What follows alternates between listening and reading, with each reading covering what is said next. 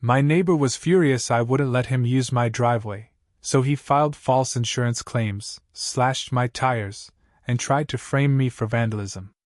I caught him on camera, but instead of confronting him, I built a federal case. When he was arrested for fraud, vandalism, and filing false reports, the judge called his behavior the most malicious act of entitlement I've seen in 30 years. He went to prison for 18 months and I got a front row seat to his sentencing. I'm a 43-year-old guy living outside Dayton, Ohio. Bought my first real house in 2017. Big corner lot. Enough room to park 3 cars wide, and then some. I thought owning a home would mean peace. Quiet neighbors. Maybe some block parties or cookouts. That's what my dad always said about the suburbs. Instead, I met Frank. He moved in next door a year after I bought the place. Looked like a regular Joe. Bald cap. Faded jeans. Beer gut. His family seemed normal too. Wife, 2 teenagers, couple of junk cars always parked crooked in their narrow driveway. At first, we got along fine. Small talk about football. Helped me carry a new stove into the house once. I thought we were going to be friendly neighbors. I was wrong. June 2018, Frank knocked on my door. Frank: "Hey, mind if my daughter parks in your driveway for a bit? We've got too many cars. Just while my son's car gets fixed." I didn't think much of it. Me: "Sure. Just for a few days." That was my first mistake. By the next week, his daughter's Honda was in my driveway every night. Then Frank's son started parking there too. Then his wife's minivan showed up. They took over half my driveway like it was theirs. I finally spoke up. Me: "Frank, this isn't working. I need my space back."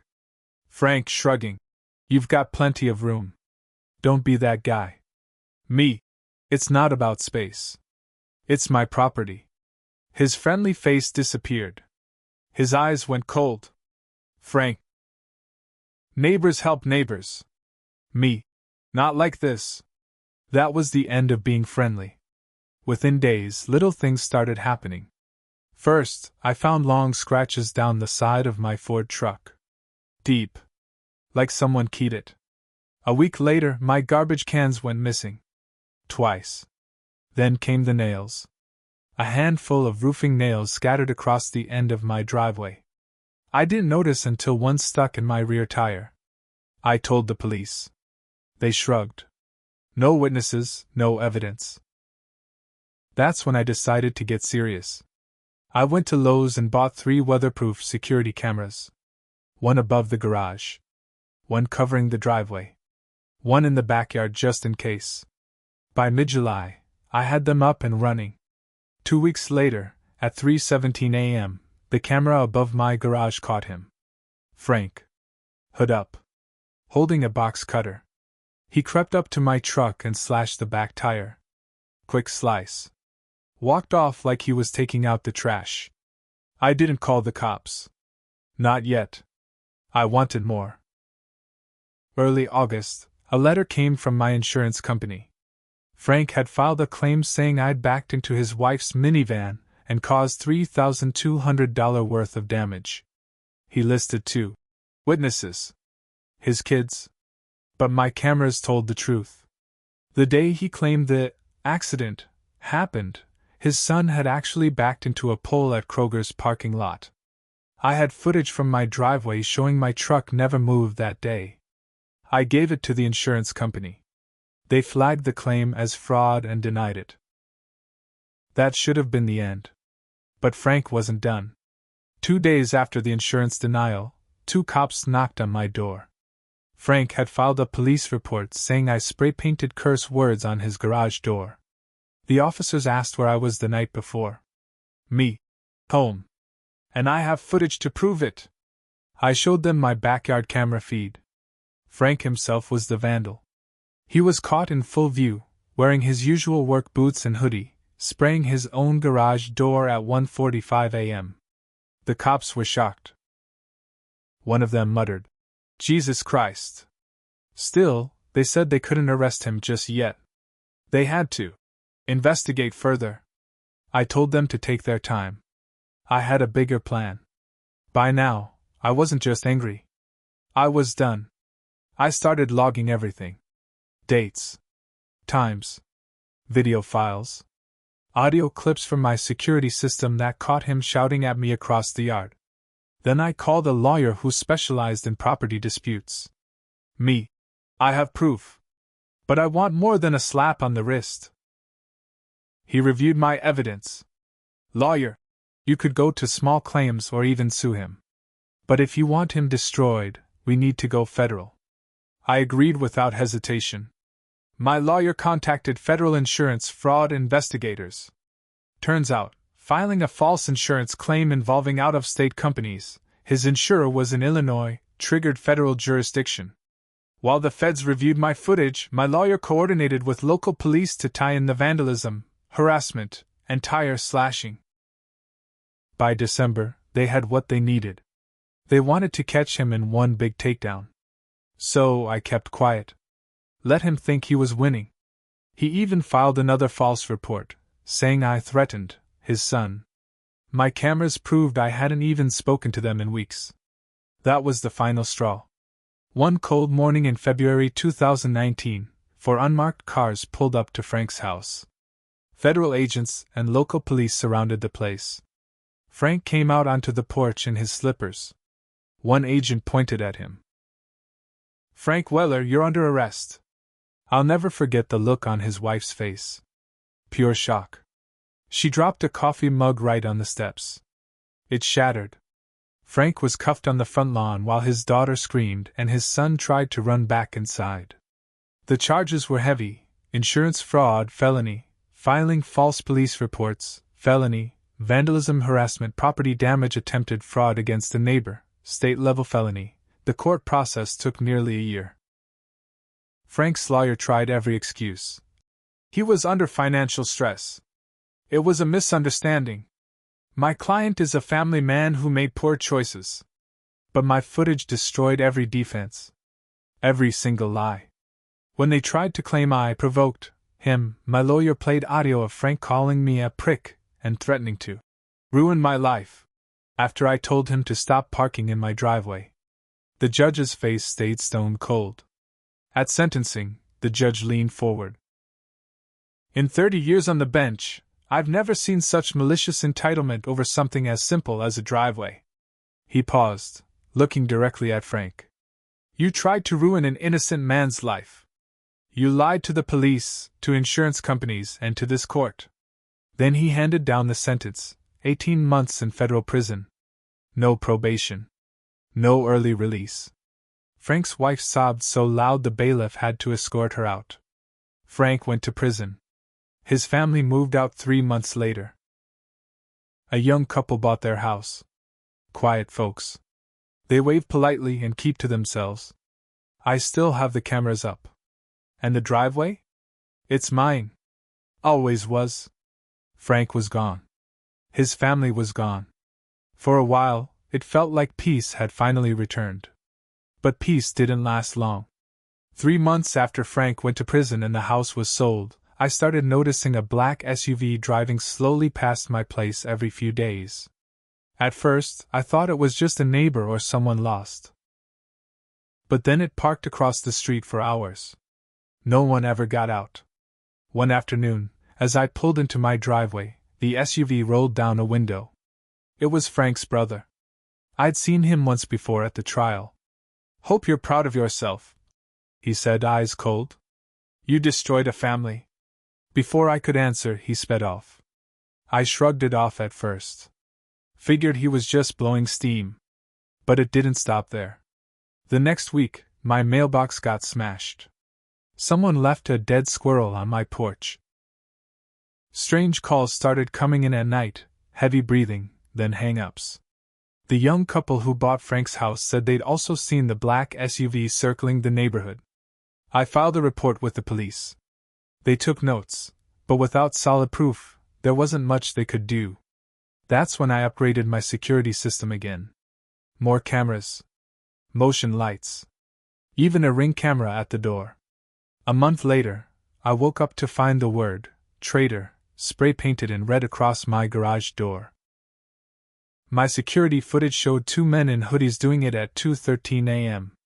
One of them limped slightly. Frank's brother had a limp. I handed the footage to the police. They promised to look into it, but I knew the system was slow. I decided to take matters into my own hands, carefully this time. I started digging into Frank's brother. Public records. Social media. Anything I could find. Turned out he was running a handyman business. No license. No insurance. And the kicker? He'd been reported multiple times for shoddy work and suspected theft. I wasn't going to just sit and take his harassment. I gathered all the evidence from the recent vandalism. My lawyer helped me file a restraining order against Frank's brother. But we didn't stop there. We also filed a civil suit for harassment, property damage, and stalking. Once again, I had video proof. The same brother who called me a traitor was about to face his own courtroom reckoning. That's when the phone calls turned threatening. One night, a blocked number rang just after midnight. Drop the charges. You don't want what's coming. I recorded every call. Gave the logs to my lawyer. We filed a report with the FBI this time. Interstate threats. The agent I spoke to was blunt. This family doesn't learn. But we'll make sure they do. While the civil suit moved forward, the FBI monitored the threats. Within weeks, they traced the blocked calls back to a burner phone purchased by, you guessed it, Frank's brother. The judge fast-tracked the restraining order hearing. At that hearing, the judge reviewed all the new footage and phone records.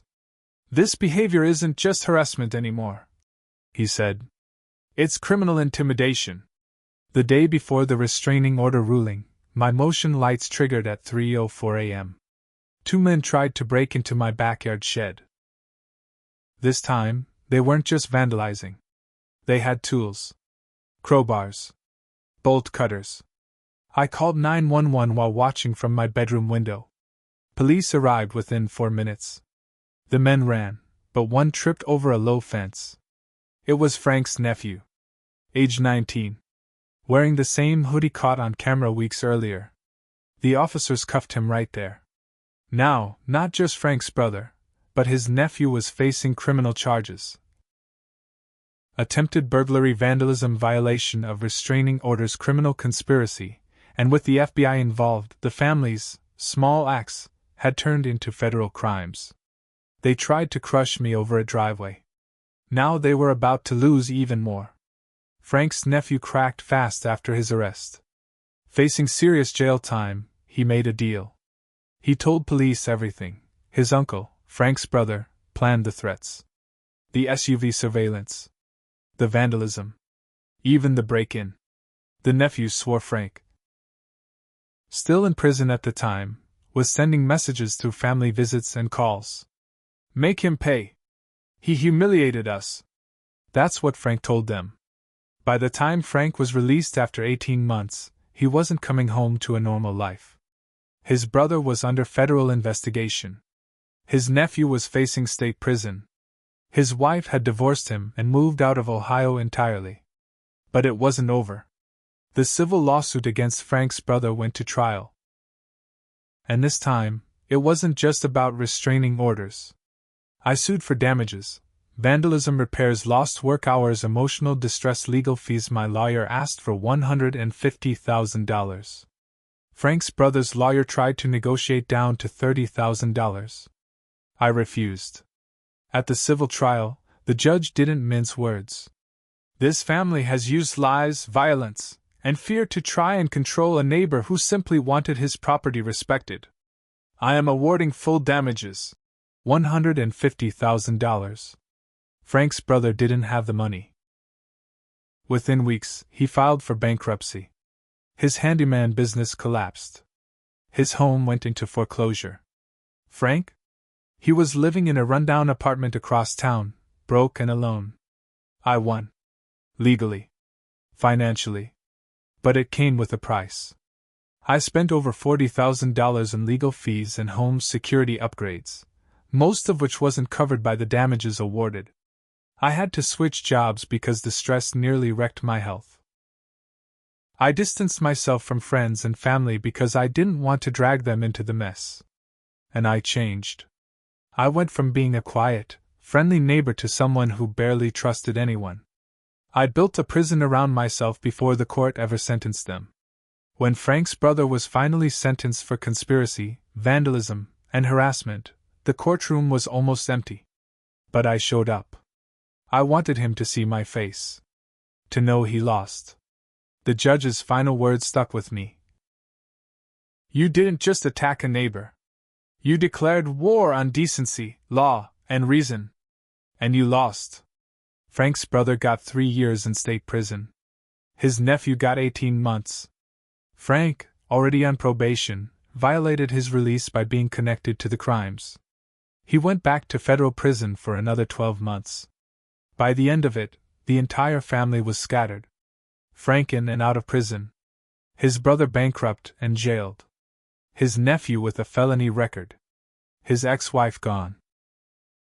Their old house now owned by the young couple, who kept a spotless lawn and nodded politely every morning. As for me, I still live there.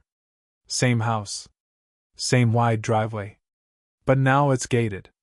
Cameras everywhere. Motion lights. Alarms. No one parks there but me. And every time I pull in, I'm reminded, some people will destroy themselves trying to take what's not theirs. Others will stay quiet and let them. I did both. And I have no regrets.